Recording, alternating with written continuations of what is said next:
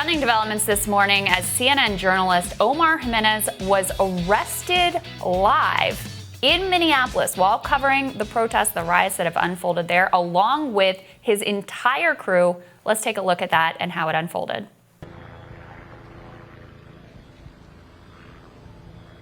And this is a scene here playing out in Minneapolis. This is part of the advanced police presence that we saw come over the course of really minutes when the local police showed up at the fire department, or with the fire department, I should say, on that building we showed you that was burning. This is among the state patrol unit that was advancing up the street, saying and scattering the protesters at that point for people to clear the area. And so we walked away. I'm sorry? You were under arrest. Okay. Do you mind telling me why I'm under arrest, sir? Why am I under arrest, sir? Officer is with CNN and he's on the air right now. You are arresting him live on CNN. We told you before that we are with CNN.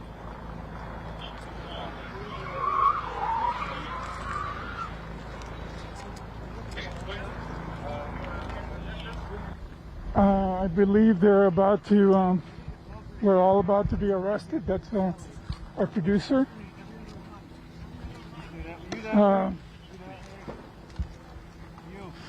I'm probably going to be taken in a minute. Just continues to shock. It's just incredible. So joining us now to react to that moment is media columnist for the New York Times, Ben Smith. Ben, thanks so much for joining us. We appreciate it. Thanks for having me on. Absolutely. So Ben, I mean, let's get your immediate reaction to this. We know that the Minnesota State Police, after they released Omar Jimenez and his crew, say that in the course of clearing the streets, that they arrested 3 members of CNN crew. The 3 were released once they were confirmed to be members of the media, but it seems quite clear in that clip they knew exactly who he was when they took him into custody.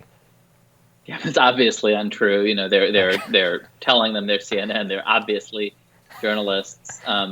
That was what an incredible composure he showed in that moment, and his team did, right? Of just letting the cameras roll, telling the story, you know, not losing their cool when they were obviously being outrageously mistreated. I mean, I do think that, you know, there's a long tradition of cops mistreating journalists, particularly black journalists, during protests. I mean, I think you saw it in New York City in 2004 at the Republican National Convention. And there were lawsuits that stretched for years afterward. You saw it in Minneapolis in 2008 during the Republican convention. It's different when the cameras are on, I think, and it's so obvious what was happening. It's also, I think people are not giving police the benefit of the doubt the way they used to, rightly, as sort of, you know, video evidence has emerged of how police in this country operate. Right. Yeah, I mean, we can watch what happened. We know that you are not telling the truth. Right. So, yeah, that will undermine your credibility.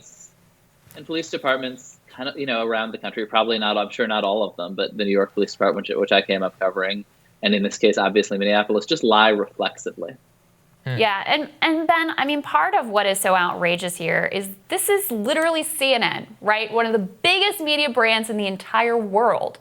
And if this can happen to them, and of course, Jeff Zucker is able to get the governor on the phone right away and get it all taken care of and handled immediately, you can only imagine what the dynamic would be like for an independent journalist that doesn't have that kind of sway and pull and credentialing, frankly.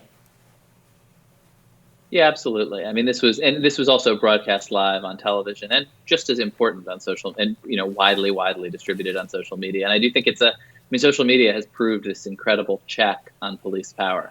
And this is in some ways another instance of that as well. Yeah, I mean, I want to go back to kind of what you were talking about, the long history, the mistreatment. Could you outline some of those incidents, the New York City one? That's one that I think a lot of the viewers may not remember. Yeah, I mean, right. It was 1,000 years ago in 2004, but Mike Bloomberg basically made a deal with George Bush to stage the Republican National Convention in the shadow of the Twin Towers in exchange for a bunch of useful concessions to New York City government around, like, getting a hold of a post office and Governor's Island. And Bloomberg basically made the decision to round up protesters and journalists who were with them without really asking a lot of questions, pen them up, put them out on a pier, hold them for the duration of the convention, and pay the tax later. And it just became clear they were not, you know, and it came out in court that they were just rounding people up without any real, without any cause. and figuring that they would, and just to sort of keep things cool during the convention, which they did.